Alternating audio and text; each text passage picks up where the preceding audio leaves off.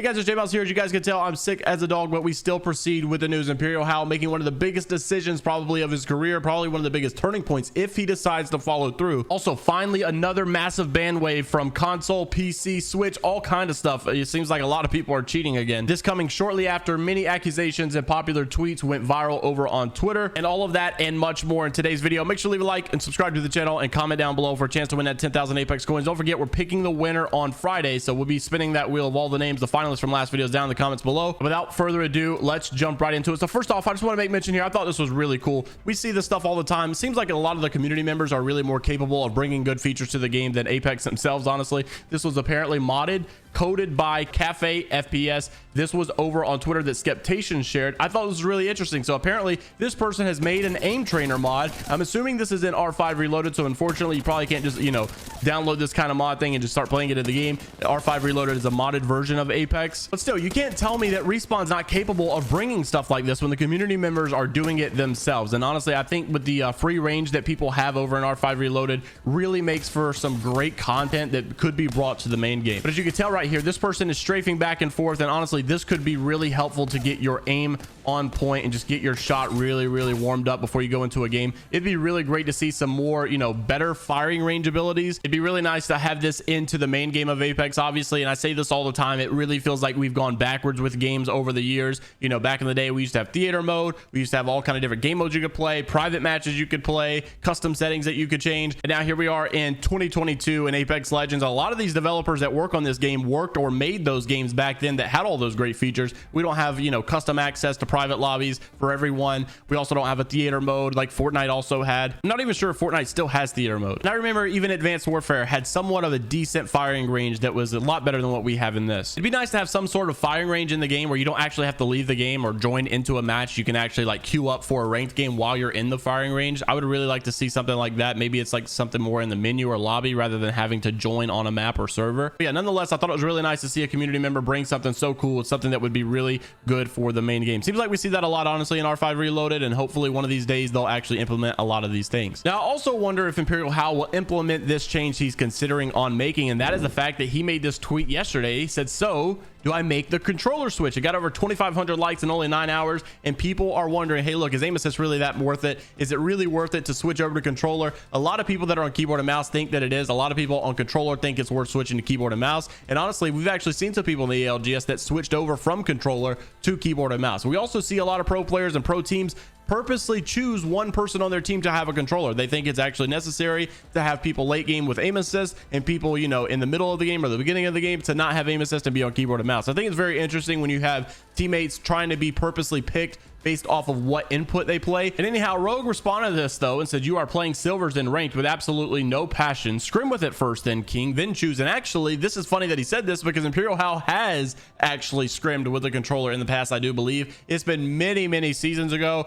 We actually made a video on the channel many years ago, I believe it was at this point, and I believe he was using the creeper at the time, got a couple kills, and everything was going great. He was using the controller pretty consistently. He actually talked about maybe switching over to controller, and we really thought it was going to happen. Now, the topic of discussion when it comes to controller and aim assist and keyboard and mouse is always a fun one because it is a never-ending debate that will literally never go away. It just simply won't. And I also don't really think you're ever going to change the minds of those that have already formed opinions. I mean, you're always going to have people that think aim assist is too much, always going to have people that think it's not enough, or maybe they don't even want aim assist to be buffed or anything, but they just simply think the keyboard and mouse has much more of an advantage than the aim assist does. It goes both ways. I've played both. I honestly think there's great things about both of them, and they obviously both have their advantages and disadvantages. As you guys can see in the comments, Jen Burton is obviously fuming at this, being a controller player himself and also the ALGS world champion. A lot of people are saying, you know, look, this is not going to fix TSM's issue currently. They got bigger issues to worry. They got bigger fish to fry, if you will, and switching to controller is not going to fix it all. However, if he does decide to switch over, it would be crazy to see how they actually perform, and if they end up winning a tournament, bro,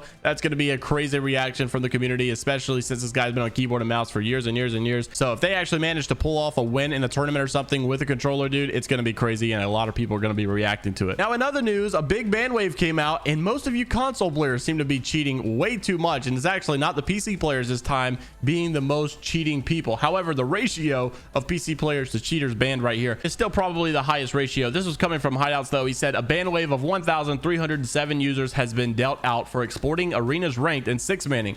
Bans range from permanent to 2 weeks depending on abuse amount. Breakdown is as follows: 392 PC players were caught. PlayStation players had 520, which was actually the most. Nintendo Switch players had 20, and Xbox players had 375. Obviously, people were like, hey, you know, let's purge the leaderboards now. This is great. But honestly, I don't really see that many people reacting to this, because this has nothing to do with Battle Royale, unfortunately. Has nothing to do with actually like hacking. It's just exploiting, which, yes, is still in theory cheating. It's just not the cheating that we're used to. And unfortunately, it doesn't really have much effect on the majority of people, because like, who in God's name still plays arenas? Which honestly is kind of sad when you think about it, how we just always talk about, you know, who actually plays arenas, who even plays arenas. It really would be nice if arenas was done right, if they would actually promote it more, maybe do some tournaments with it, maybe add an objective so the game mode's actually a little bit more fun, because honestly that game is honestly like a snore fest. Now, I want to warn you about this next topic. It's most likely going to trigger you, and the reason is because we can never, as a Battle Royale community, come to an agreement of what the best system for ranked Battle Royale is going to be in Apex. And it just seems like it's constantly changing, and it's not only just constantly changing, but it's like changing pretty drastically. It looks like from an outside perspective that we can't get our crap together. I will say, obviously, you know, we got the best ranked experience in all Battle Royales, because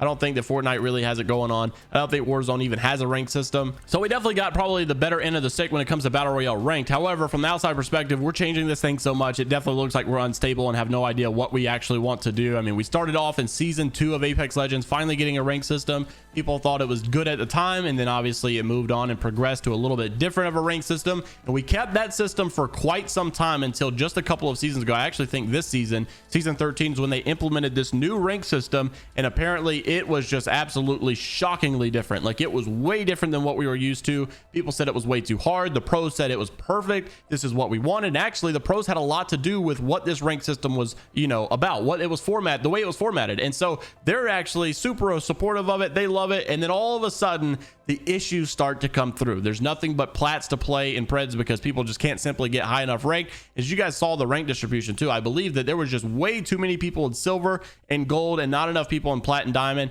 And obviously a good ranked system, a good ranked game genuinely has more people in the gold and plat, not the silver and gold. And so it was just a little bit too hard. Well, anyways, they started to complain, hey, this rank system's not good. We're playing too much of plats. We're playing too much of, you know, people that are lower ranked instead of playing the diamonds, instead of playing the masters. And then all of a sudden they are complaining about the rank system that they implemented and advocated for. Now, at first, their solution to this was basically, let's make the queue times longer so that we have to wait longer so that we get a more evenly distributed match. However, I can go and tell you right now, you let these queue times get above 5 minutes or 10 minutes, these guys are going to be complaining again. It just never ever stops. Well, then they decided to nerf the rank system a little bit more. Basically, you know, you don't D-rank as much. You only go down 4 instead of 6 divisions. And I believe everybody's entry fee got reduced slightly. So everybody was like, okay, maybe this nerf was actually going to work. Maybe finally it'll be a little bit easier and the ranks will be a little bit more evenly distributed. And therefore the Preds should be playing higher level players and everything theoretically would be fixed, right? Well, not exactly. ImperialHal said this on Twitter and got an amazing response that I think hit the nail on the head.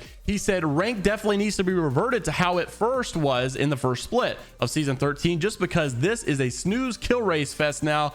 And so yeah, there you go. They're not happy with the new changes. Now all of a sudden they're just bodying everybody. But this is what Prodigy Ace says. He says then nobody plays ranked, and therefore we start to get golds and plats again. There's no winning in this rank system. And you guys have heard it that this season apparently is one of the craziest seasons whenever it comes to sweatiness in pubs. So a lot of people are just assuming ranked has gotten too hard. Ranked is just such a turnoff for so many people. Therefore, everyone has switched over to pubs, and now all the sweats and tryhards have come from ranked into pubs, and that's why pubs is so, you know, crazily sweaty. The way I've always looked at it is this. I'm not really sure what is the best rank system. I don't really think that this season is a terrible rank system, but what I do know is that there's an obvious problem that has arose, and then an obvious problem needs some type of solution, and that obvious problem is that people are not happy with ranked. It's a little too hard, and therefore a lot of them have decided to quit, move over to pubs. Pubs is now too sweaty, and something needs to be done. I'm not really sure what the solution is. If you guys have any good ideas, let me know down in the comment section below. Make sure to leave a like on today's video and subscribe to the channel. I'll see you all in the next one. Have a great rest of your day. It's Viral Die, only positivity. Until the next time, take care of yourselves, and I'll see you later, Gators.